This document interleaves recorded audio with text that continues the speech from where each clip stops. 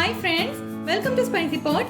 இன்னைக்கு ஸ்பைசி பாட்ல ரொம்ப வித்தியாசமான காலிஃப்ளவர் கடலைப்பருப்பு கூட்டு எப்படி செய்யறதுன்னு பார்க்க போறோம்.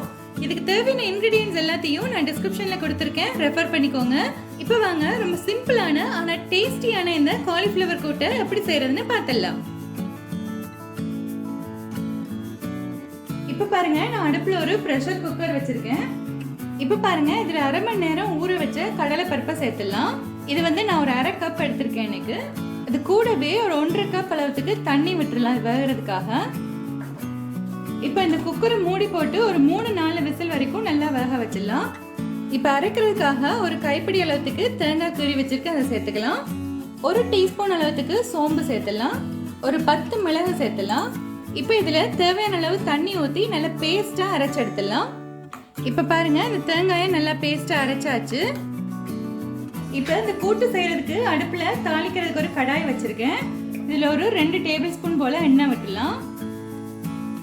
எண்ணெய் சூடாயினதும் 1/2 டீஸ்பூன் கடுகு, 1/2 டீஸ்பூன் உளுத்தம் பருப்பு, 1/2 டீஸ்பூன் சீரகம் சேர்த்துலாம். கூடவே 2 காஞ்ச மிளகாய் சேர்த்து நல்லா தாளிச்சு விட்டுலாம். இப்போ பாருங்க, இதெல்லாம் நல்லா பொரிஞ்சிடுச்சு. இப்போ இதுல ஒரு 2 பிஞ்ச் அளவுக்கு பெருங்காயத்தூள் சேர்த்துலாம்.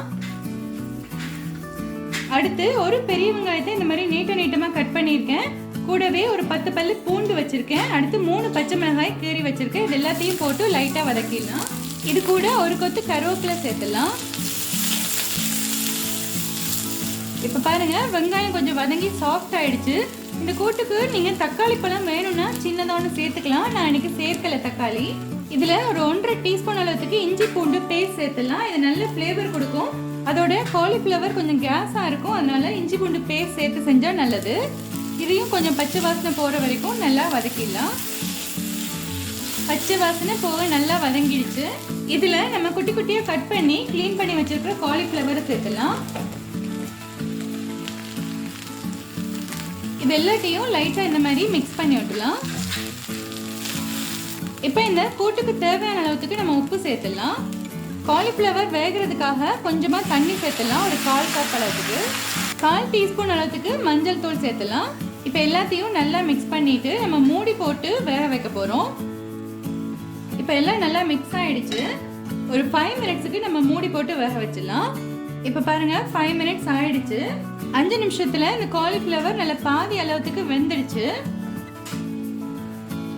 இதுல நம்ம வேக வச்ச இந்த கடலை பருப்பை சேர்த்துடலாம். கூடவே நம்ம அரைச்சு வச்சு தேங்காய் பேஸ்டையும் சேர்த்துலாம். இப்போ எல்லாத்தையும் சேர்த்து நல்லா ஒரு மிக்ஸ் பண்ணி விட்டுறலாம். இப்போ இந்த தேங்காயோட பச்சை வாசனை போய் இதோட ஃப்ளேவர்ஸ் எல்லாம் இந்த காலிஃப்ளவரோட நல்லா பிளெண்ட் ஆகணும். அதுக்காக நம்ம மறுபடியும் மூடி போட்டு மீடியம் ஹை ஃப்ளேம்ல வச்சு ஒரு 7 நிமிஷத்துக்கு குக் பண்ணிடலாம். இப்போ பாருங்க, 7 நிமிஷம் ஆயிடுச்சு. நம்ம கடலை பருப்பெல்லாம் சேர்த்து பாருங்க, இந்த கூட்டு நல்லா தண்ணி எல்லாம் வத்தி தளன்னு ஆயிடுச்சு. ரொம்ப தண்ணியா இருந்துச்சுன்னா நல்லா இருக்காது. இந்த மாதிரி கொஞ்சம் தளன்னு தான் இருக்கணும். கடைசியில வாசனைக்காக கொஞ்சமா கொத்தமல்லி இலை தூவி விட்டுலாம். இது பாருங்க, நாட்டு சக்கை தேங்காய் எண்ணெய். இதுல 1 டேபிள் ஸ்பூன் அளவுக்கு விட்டோம்னா நல்ல வாசனையா இருக்கும். இது ஆப்ஷனல் தான், ஆனா விட்டோம்னா இந்த கூட்டோட ஃப்ளேவர் ரொம்ப நல்லா இருக்கும். அதுக்காக தான் நான் விட்டுக்கிறேன். நீங்க வேண்டாம்னா விட வேண்டியதில்லை. அவ்வளவுதான். இது ஒரு தடவை நல்லா மிக்ஸ் பண்ணியாச்சு. இப்போ ஸ்டவ் ஆஃப் பண்ணிட்டு நம்ம சூட சர்வ் பண்ணிடலாம். இப்போ பாருங்க ஃப்ரெண்ட்ஸ், ரொம்ப ஈஸியான காலிஃப்ளவர் கடலைப்பருப்பு போட்ட கூட்டு சூப்பரா செஞ்சாச்சு. நம்ம சூடான சாதத்துக்கு, சப்பாத்திக்கு எல்லாத்துக்குமே இது ரொம்ப நல்ல காம்பினேஷனா இருக்கும். நீங்களும் ஒரு தடவை இந்த ரெசிபியை கண்டிப்பா உங்க வீட்டுல செஞ்சு பாருங்க.